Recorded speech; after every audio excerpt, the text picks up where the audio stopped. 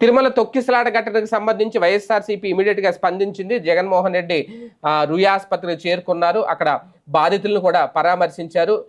మీకు మేమున్నాము అండగా అంటూ ఒక భరోసా కల్పించే ప్రయత్నం అయితే కూడా చేశారు. అయితే ఎక్స్ గ్రేషియా విషయంలో వైసీపీ 5 లక్షలు కాదు, మృతి చెందిన కుటుంబాలకి 2 కోట్లు ఇవ్వాలని డిమాండ్ చేస్తోందట. అలాగే గాయపడిన వారికి బాగా తీవ్రంగా గాయాల పాలైన వాళ్ళకి 25 లక్షలు ఇవ్వాలని చెప్పి వైసీపీ డిమాండ్ చేస్తుందట.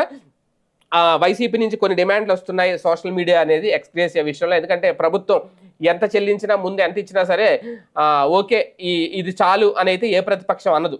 ఖచ్చితంగా 25 లక్షలు ఇస్తే 50 లక్షలు అడుగుతారు, 50 లక్షలు ఇస్తే ₹1 కోటి అడుగుతారు, ₹1 కోటి ఇస్తే 2 కోట్లు అడుగుతారు. ఇది కామన్. అంతే తప్ప అక్కడ ఇవ్వాలా ఇవ్వకూడదు అనేది నా ఉద్దేశం కాదు. అది ప్రభుత్వం ఇష్టం. ప్రభుత్వం ఆలోచించుకుంటుంది ఎంత ఇవ్వాలి ఏంటి అనేది.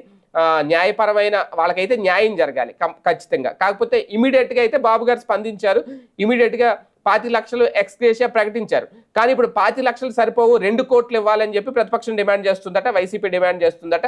ఓకే, అది సాధ్యమా కాదనేది ఇంకా ప్రభుత్వం ఆలోచిస్తుంది. ఏది ఏమైనా మృతుల కుటుంబాలకైతే న్యాయం చేయాలి. న్యాయం చేసే దిశగా అయితే ప్రభుత్వం ఆలోచించాలి.